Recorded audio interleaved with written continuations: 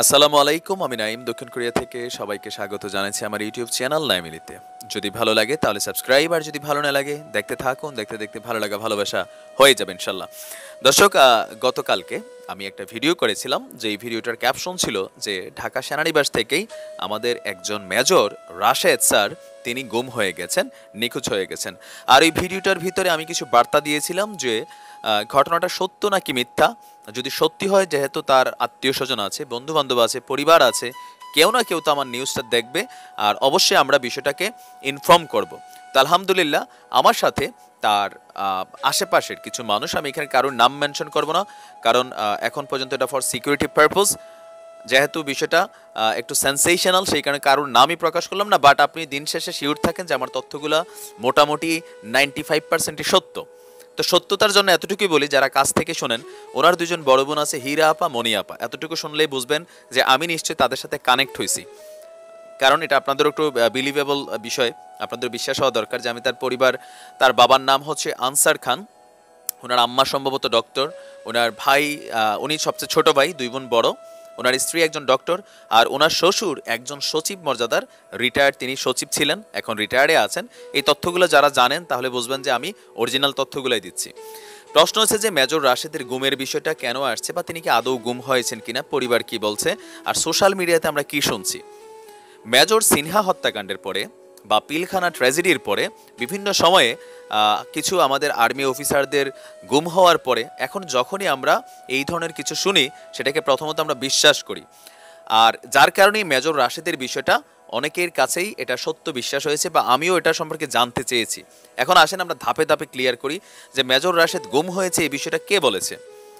প্রথমত হচ্ছে তার পরিবার, তার আত্মীয় স্বজন, তার ভাই, বা তাদের পক্ষ থেকে এই কথা কখনো ফেসবুকে, সোশ্যাল মিডিয়াতে, সংবাদপত্রে, গণমাধ্যমকে কোনো ভিডিও পোস্ট বা কোনো কিছুর মাধ্যমে বলা হয়নি যে মেজর রাশেদ গুম হয়েছে।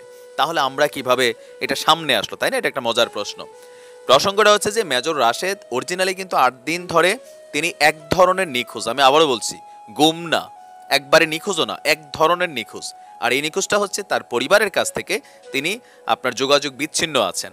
এখন হঠাৎ করে আপনারা জানেন যে তিনি আর্মিতে যেহেতু কর্মরত আছেন, মেজর মর্যাদাদার অফিসার, তিনি কঙ্গোতে একটা মিশনে ছিলেন। মিশন থেকে সম্ভবত কিছুদিন আগে তিনি ছুটিতে বাড়িতে আসছেন। আসার পরে তাকে ঢাকা সেনানিবাস থেকে সম্ভবত ফোন করে নিয়ে যাওয়া হয়, আর তিনি তার একটা গাড়ি নিয়ে গিয়েছিলেন। তো সেইখানে গিয়ে তিনি একদিন থাকার পরে বা 2 দিন থাকার পরে, যেটাই হোক, এশার নামাজ পড়ার পর থেকে তিনি সহ তার গাড়িটা গায়েব। পরিবার যোগাযোগ বিচ্ছিন্ন, টেনশনে পড়ে গেছে। আর এই বিষয়টা যেহেতু বাড়ি ঘরে নানান মানুষ থাকে, হয়তো ওইখানে আলোচনা হয়েছে, হওয়ার পরে ওই এলাকার কেউ না কেউ বিষয়টা ফেসবুকের মধ্যে পোস্ট করেছে। তবে পরিবার কিন্তু এখনো এটা করে নাই।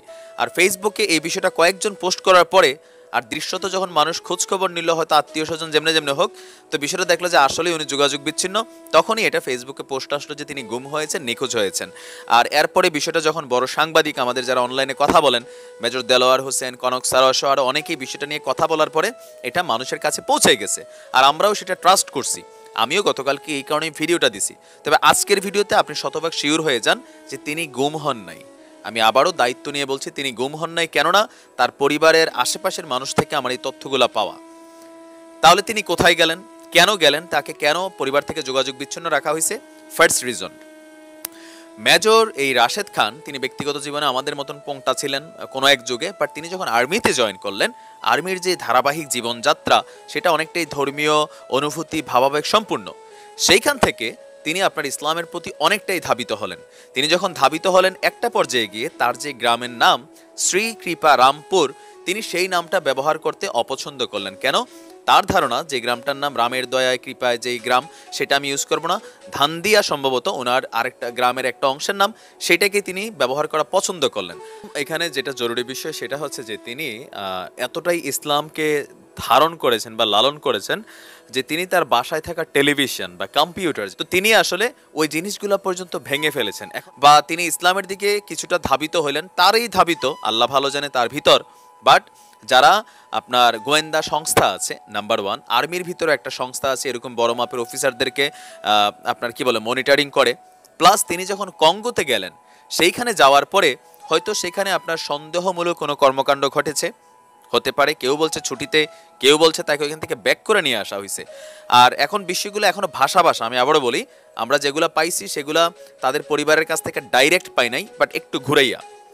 তো ওইখান থেকে তাদের বা সেনাবাহিনীর হয়তো ভিতরে একটা টেন্সটা আসছে যে তিনি কোথাও কোনো ইসলামিক কোনো গোষ্ঠীর সাথে বা কি বলা যায় উগ্রবাদী বা কট্টর ধর্মপন্থী মেন্টালিটির কোনো পথে চলে গেলেন কিনা বা কোনো ধরনের কোনো ঝামেলা আছে কিনা, এই কারণে বেসিক্যালি তাকে আসলে সেনাবাহিনীর যেই ট্রায়াল কোর্ট আছে সম্ভবত সেইখানে রেখে জিজ্ঞাসাবাদ করা হচ্ছে।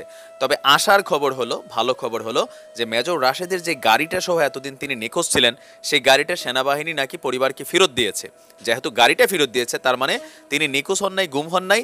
আর সেনাবাহিনীর অসমর্থিত সূত্র থেকে তার পরিবারকে, আমরা এগুলো এখনো বলছি যে শতভাগ এভিডেন্স নাই, বাট আমাদেরও তাদের ফ্যামিলির কাছ থেকে বা আশেপাশ থেকে শোনা কথা, তো বলা হয়েছে যে তিনি এখনো আছেন আর তার কিছু হয়তো জিজ্ঞাসাবাদ চলছে, ট্রায়াল চলছে, সেগুলো শেষে যদি মনে হয় তার বিচার দরকার আছে, বিচার হবে।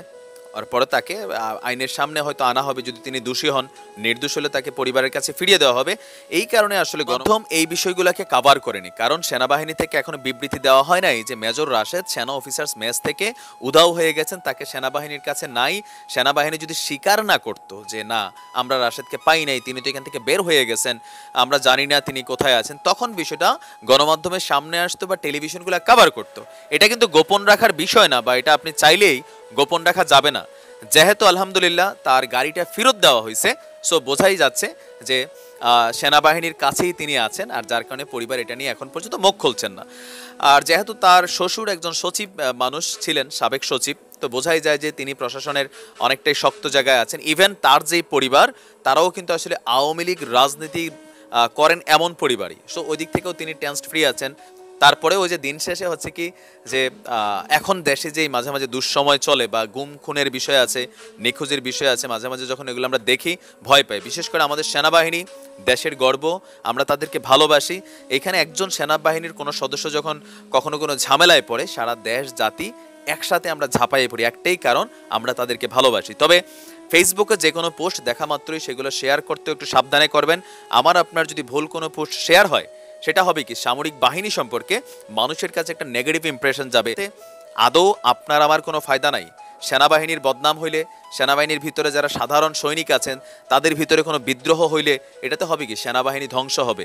এগুলো আন্তর্জাতিক চক্রান্ত, বাংলাদেশের যে রাষ্ট্র প্রশাসনিক যন্ত্রগুলো আছে সেগুলাকে নষ্ট করা। আপনি দেখেন police, BDR, BGB, RAB, army, সবার মধ্যে একটা না একটা নানানভাবে একে অপরের বিরুদ্ধে লাগানো হচ্ছে যেন একটা বাহিনী আরেকটা বাহিনীর উপর খেপা ওঠে।